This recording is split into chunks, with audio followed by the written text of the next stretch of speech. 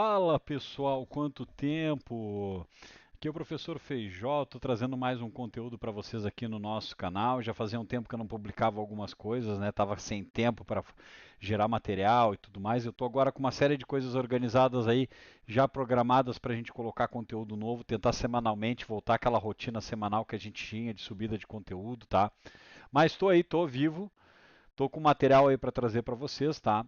Agradeço primeiro a visita de todos aqui no canal. Gostaria de pedir para vocês não esquecerem de se inscrever, curtir aí os nossos vídeos se gostarem, não curtir se não gostarem, espero que curtam, né? E ao mesmo tempo também deixar os comentários ali, porque é bem importante saber o feedback, também tirar dúvidas aí do que está relacionado, né, na comunidade de desenvolvimento, para quem tanto já está começando como já está há um tempo na área de desenvolvimento, tá? Qual é que é o nosso assunto de hoje? Nosso assunto de hoje não é um assunto muito técnico, na verdade eu não vou descer a nível de código com vocês, tá? Só lembrando que aqui eu estou com o meu site aberto já, o professorfeijó.com.br, onde eu publico, né, dentro da página inicial aqui tem as nossas últimas notícias e artigos, mas também tem um linkzinho aqui para os nossos últimos vídeos do canal, bem como o link para minhas redes sociais aqui, Instagram, LinkedIn, o Discord. Agora a gente tem um Discord ali do canal que dá para o pessoal se conversar, se encontrar para tirar dúvida de front-end, de back. De vez em quando eu dou uma entrada, não passo conectado o dia todo ali, mas eu entro ali para dar uma olhada também se tem alguma coisa que o pessoal está discutindo, tá? Então convido vocês também a fazer parte da nossa comunidade ali no Discord. E o link para o YouTube com os vídeos, né? Todos os vídeos desses últimos anos aí que a gente tem publicado. Eu tenho gostado muito de escrever alguns artigos também para o Medium, tá? Então, ao clicar aqui no link do Medium, vocês vão ser direcionados para uma página que consta os meus artigos, tá? E justamente esse é o nosso tema do vídeo de hoje aqui que eu estou trazendo para vocês para a gente discutir, que é a questão de web designer, né? A evolução do front-end aí em 20 anos. Por que 20 anos? Por que esse número 20 anos? Porque foi justamente aí um tempo já que eu tenho de experiência na área de desenvolvimento. Fazem já mais de 20 anos, eu comecei minha carreira de TI, para quem me conhece aí, em meados de 1999, tá? E a partir daí eu só segui muito focado muito em front-end, acabei me envolvendo com back-end também. E hoje eu sou considerado um desenvolvedor, sou um especialista em full stack, mas eu gosto muito de front-end. Então, por isso que a maioria dos conteúdos que vocês veem aqui no canal são sempre voltados para front-end. Isso é interessante, eu gosto muito de falar desse histórico, tá, pessoal? Vou deixar o link aqui do artigo ali no vídeo, mas vai estar no site do professor Feijó também ali para vocês.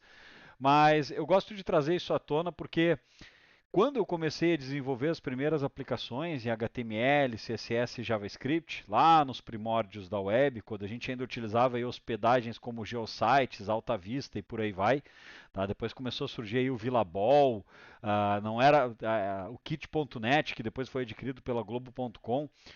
As aplicações web elas eram muito pobres, né? Não se tinha muito conteúdo e muita noção do que iria se colocar dentro dessas aplicações, bem como também aquela questão de experiência de usuário para a web, a UI, a UX. Nós não víamos também uma discussão muito comum, não tinha um campo de abertura muito comum naquela época. Tanto que os sites eles eram corridos, né? A gente começava lá de cima, uma fonte nativa do sistema operacional, um Time News Roman, no Marial, e ia descendo conteúdo, um monte de GIF, um monte de algo. Vídeo era muito difícil de ter justamente pela questão de velocidade da internet, pelo preço da internet naquela época, né? Tinham provedores que cobravam pela quantidade de bytes, que nem acontece com o celular, né? Mas ele baixava 2, 3 megas, já era uma grana alta que tinha que pagar. E justamente entrou aí no escopo do desenvolvedor essa questão toda de relação a o que ele desenvolvia, o que era um desenvolvedor front-end, que naquela época nem se tinha o conceito de front-end ainda, né? Nós chamávamos ali comumente de web designer, né? Web designer e depois, como alguns anos depois, começou a ser tratado como web developer, né? Só que hoje não é mais assim. Então, como eu falei para vocês, eu sofri muito no início como desenvolvedor front-end, que é justamente o que fala no artigo, que é relacionado à parte de que o desenvolvedor front-end web designer era tratado como o cara que simplesmente pintava coisas, né? Então vai lá, tu é o cara que pinta, coloca textinho, coloca imagem lá no site. Isso é passado, né? Então a gente tinha uma discrepância muito grande porque o back-end em si, naquela época, né, scripts em CGI, linguagem C e tudo mais rolando lá do servidor, já estavam mais maduros, então tinha uma discriminação, certo? Só que com o passar do tempo isso foi mudando, até meados ali de 2005, que começou a ter o boom mesmo da parte de desenvolvimento front-end, aplicações Ajax, né, com requisições assíncronas e tudo mais, o JavaScript começou a ter um poder maior de processamento e de uso nos navegadores, que não se popularizou tanto no início justamente porque não saíam atualizações seguidas, havia uma discrepância muito grande entre os navegadores, né, Internet Explorer, Firefox, Netscape, Mozilla. Então, era muito comum o Chrome, por exemplo, estar sempre à frente junto com o Firefox com as novas funcionalidades. Mas a gente não podia usar justamente porque até para criar uma requisição Ajax no Internet Explorer era diferente do que eu utilizava no WebKit ou no Mozilla, por exemplo. Tá? Então teve certo atraso aí que hoje a gente não precisa se preocupar mais, porque nós sequer sabemos a versão do navegador que estamos utilizando. Naquela época era comum, né, saber sobre isso. Isso foi crescendo, né? Então, o ponto que eu quero chegar com vocês é que a bagagem de um desenvolvedor front-end, e a gente ainda vê muito isso no mercado, que a tecnologia front-end ela é mais simples do que o back-end, e eu discordo completamente disso, tá? Não estou dizendo que ela é mais, mas eu estou dizendo que ela é pelo menos igual ao que acontece dentro do back-end. Existe uma necessidade, uma preocupação em cima disso, e é aí que começou essa evolução. Né? Justamente porque hoje nós vemos muito essa questão de que desenvolvedores back-ends ou não gostam ou se afastam muito do desenvolvimento front-end por ser uma coisa complexa. Né? Alinhar um elemento na tela de forma responsiva, colocando ele apresentado tanto num celular, quanto num tablet, quanto num desktop, é uma coisa que realmente frustra algumas pessoas por não estarem acostumadas a trabalhar nesse contexto. E esse é um destaque que leva para o lado do desenvolvedor front-end. Logicamente, tem os méritos também da parte de back-end, ou seja, são duas partes que se completam. Tanto que existe a profissão, né, de developer full stack, ou seja, o cara que manja das duas pontas ali, tanto de back quanto de front, para poder ter entendimento da aplicação no todo da sua complexidade. Tá? Então, mas hoje o que que faz, né? O pessoal aí que está vendo a questão de carreira e tudo mais, o que que um desenvolvedor front-end faz? Ele trabalha ainda só com HTML, CSS e JavaScript? Não. Né? Então a alçada, a bagagem, a quantidade de coisas que ele precisa carregar no kit dele, no canivete suíço, que ele anda com a mochila que ele carrega nas costas, né?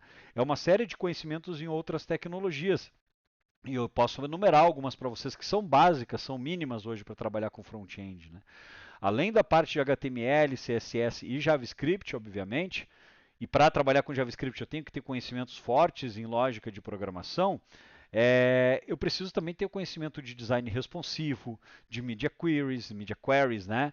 A parte de transições em CSS para realizar animações, para dar os efeitos que a parte de UX, né? Para quem não conhece o UX é User Experience, a parte de experiência de usuário deseja, né? Dentro da minha jornada, dentro da aplicação.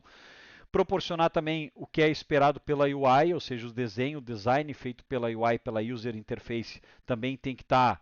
A gente usa muito o termo chamado Pixel Perfect, né? Tem que estar exatamente o as is, exatamente como está num Figma, num Photoshop. Uh, o desenho tem que estar refletido dentro das páginas, tá? Então tem que ter o conhecimento dessa parte do design responsivo, de como implementa isso no CSS, se a aplicação vai ser mobile first, se vai ser desktop first, né? Então se ela vai ser desenhada primeiro preparada para celulares e depois para desktop ou vice-versa, tá? Meus fones daqui a pouco vão desligar, né? Quem sabe esse fonezinho aqui da HyperX, ele 10 minutos depois, se ele não encontra um barulhinho de retorno, ele desliga para economizar a bateria. Mas daí eu ligo de novo e a gente continua. O vídeo não é muito longo também, então não. Outras coisas que são bacanas, né, que são obrigatórias, além de conhecer sobre esses termos e sobre como funciona. Versionamento de código. Né? Então, tanto HTML, CSS e JavaScript, o que eu estiver implementando, eu preciso ter uma ferramenta de versionamento. Né? A mais popular hoje em dia no mercado é o Git. Então, mas nós já passamos por ferramentas como SVN, como CVS, né? Mas ninguém mais versiona arquivo ou projeto com diretório com a data. Isso não existe mais. E para aprender Git, eu tenho que conhecer uma plataforma que hospede esse repositório também. Ou seja, eu acabo tendo que conhecer, dominar um pouco de GitLab, GitHub e por aí vai. Tá? Então, pá, Cícero, mas é quanta coisa. Até valeria a pena ter um slidezinho aqui, né? Eu posso montar alguma coisa depois ali, ou até criar e deixar o link aqui no site. Vou ver como é que eu me organizo depois. Mas dentro dessa questão de GitLab, Git, só aí já abre um leque para uma série de outras coisas. Então, a analogia que eu sempre falo com meus alunos ali é que da mesma maneira que vocês pegam aí jogos como Skyrim, né, que a gente vê no PC, os jogos antigos, pessoal da antiga aí, Diablo e assim por diante, esses RPGs que têm as árvores de skills, que a gente consegue selecionar caminhos, é o que vai acontecer no nível de carreira. Cada tecnologia nova que eu vou conhecendo, ela vai me abrindo um leque para novos conhecimentos. Então tem dois pontos que vocês podem enxergar desse cenário, né? O ponto positivo que eu gosto muito de levar por esse lado, aprender coisas novas, dominar, automatizar, conseguir tirar o que a gente chama do toil, né? Que é o esforço repetitivo, não ter que fazer toda vez a mesma coisa quando for iniciar um projeto, tá? Com automatização. E tem um lado ruim que o pessoal sempre diz, mas é muita coisa, eu vou desistir, é uma carreira que não é para mim e tudo mais. Mas tudo isso começou a entrar na bagagem do desenvolvedor front-end, que não havia preocupação aí há 20 anos atrás, certo? Quem usava, já usava, mas era para alguma coisa muito, muito voltada mesmo à corporação, né? A empresa que trabalhava. Não era uma obrigatoriedade de conhecer. Tá? Então, Git, questão de responsabilidade que eu falei para vocês. Outra coisa muito importante que a gente vê hoje é a questão de frameworks, né? Então o mercado hoje ele está repleto de frameworks para desenvolvimento front-end. E daí quando eu falo frameworks ou libraries, a gente entra no cenário de Angular, a gente entra no cenário de React, a gente entra no cenário de Vue. Tem conteúdo sobre esses últimos dois, né, React e Vue aqui no canal. Quero gravar algumas coisas de Angular que eu tenho trabalhado também. Mas é necessário conhecer. Por quê? Porque muitas empresas, muitos projetos utilizam essas tecnologias para acelerar. Né? Então, o React, por exemplo, ele é um framework muito voltado, né, uma library muito voltada para a parte de componentização, reaproveitamento de código, aplicação reativa. Né? Então, poxa, mas quanto termo novo! Então, tudo isso vocês têm que acabar estudando, acaba entrando também na alçada de conhecimento do desenvolvedor front-end. É difícil pegar um desenvolvedor, mesmo sendo júnior hoje, que não saiba, ou já tenha ouvido falar de um Git, de um React, responsivismo, uh, parte reativa, componentização, tudo isso é necessário. Né? Mesma coisa acontece com essas páginas que vocês navegam, que a gente dizia antigamente que eram em Ajax, né? A gente utiliza muito hoje o conceito de Single Page Application, SPA. Então, uma página que ela troca o URL do browser lá em cima do navegador, mas ela não precisa ter o efeito de pisca-pisca que eu menciono aqui no artigo. Ela não recarrega todo o conteúdo. Ela é reativa, somente o conteúdo que eu configurei para carregar vai ser recarregado, mas menu, rodapé, menu lateral, algum outro tipo de conteúdo permanece ali intacto, sem precisar renderizar novamente. Né? Questão de usabilidade, principalmente, e também de performance da nossa aplicação. Tá? Esses são alguns pontos, mas daí a gente começa a entrar um pouco mais a fundo e ver nível de responsabilidade, isso vai variando com a senioridade do desenvolvedor, que começam a entrar também cenários de envolvimento com CI/CD, né? Então, o desenvolvedor front-end ele também passa a ter que implementar testes na aplicação. Ele passa a ter a necessidade de entender de qualidade de código, ele precisa entender sobre a questão de performance, ele precisa entender sobre a questão de legibilidade de código, boas práticas. Daí a gente começa a entrar em clean code, solid, por aí vai. Né? Não necessariamente todos são aplicáveis a todas as aplicações de front-end, mas a gente cai muito em cenários que realmente, dependendo da aplicação, ela tende a crescer muito e se eu não tiver um controle, uma boa prática, uma convenção, isso acaba me atrapalhando a longo prazo. Mais uma característica, visibilidade a longo prazo, isso é uma coisa muito interessante de ter, que vocês vão adquirindo também com o passar do tempo, conforme for evoluindo a senioridade, né, do desenvolvedor de front. Então falamos aí de CI/CD. O que é o CI/CD? Além da parte de testes, além da parte de automação, eu consegui o Continuous Integration, o CI, e o Continuous Deployment, né? Ou seja, eu consigo colocar uma aplicação na esteira, ela ser desenvolvida uma funcionalidade, essa funcionalidade ser colocada dentro de um processo de validação, que entra lá no Git, GitLab, GitHub como merge request, pull request, entrar nesse processo de validação, a partir dali, no momento que for aprovado esse código for mergeado, ele automaticamente ir parar nos ambientes que eu espero, no ambiente de teste, no ambiente de stage, de homologação, no ambiente de produção de forma automática, sem necessidade de alguém estar fazendo todo o processo de empacotamento de artefatos manualmente. E aí entra uma série de processos possíveis, né? GitHub, nós temos o workflow do GitHub. GitLab, nós temos o CI do GitLab, que é possível fazer integração com scripts. O GitHub também. Tá? Alguns serviços que são pagos, alguns serviços que eu posso instalar plugins e por aí vai. Tá? Outra coisa importante, o autogerenciamento, o gerenciamento de tarefas, é muito importante o desenvolvedor conhecer também a nível de esteira, né, de desenvolvimento, como organizar suas tarefas, como planejar, como utilizar uma ferramenta como Gira, Pivotal Tracker, Trello, essas ferramentas para utilizar no dia a dia ali, para controle, né, justamente das tarefas e andamento da sprint. Né? Então vai ter lá o nosso responsável, o nosso manager, o nosso PM lá que vai montar um roadmap ali das entregas e eu tenho que saber exatamente priorizar, saber quanto tempo eu levo, o que, que eu pego, como é que eu utilizo essas ferramentas para demonstrar como está sendo feito o trabalho. E junto disso o CI também consegue integrar, ele consegue detectar lá no GitLab ou no GitHub que se uma determinada pull request foi mergeada, que tinha tais e tais tarefas, eu consigo integrar isso com essas ferramentas para arrastar os cardzinhos ali, né? Para como dano, ou como pronto, né? Ou em produção, ou para validação e por aí vai. Pretendo mostrar um pouco dessas ferramentas. O problema é que o Gira é pago, né? Então a gente pode pegar um Trello, por exemplo, tentar ver se eu consigo uma versão demo. Não posso mostrar os da empresa por questão de sigilo, mas é interessante saber disso também, tá? Bom, acho que eu percorri as coisas mais core. Eu não queria fazer um vídeo muito longo, a gente já está aqui com quase 16 minutos, né, de vídeo agora, mas a tendência é essa, tá, pessoal? Então, logicamente, né, o desenvolvedor front-end, eu quero ser só front-end, eu preciso entender de back-end, precisa entender conceitos de API, API REST, a parte de post, de get, de headers, de body, tudo isso eu preciso entender porque eu vou precisar consumir essas aplicações. Talvez eu nunca vá desenvolver uma delas se eu estiver numa empresa que as coisas não se misturam, tá?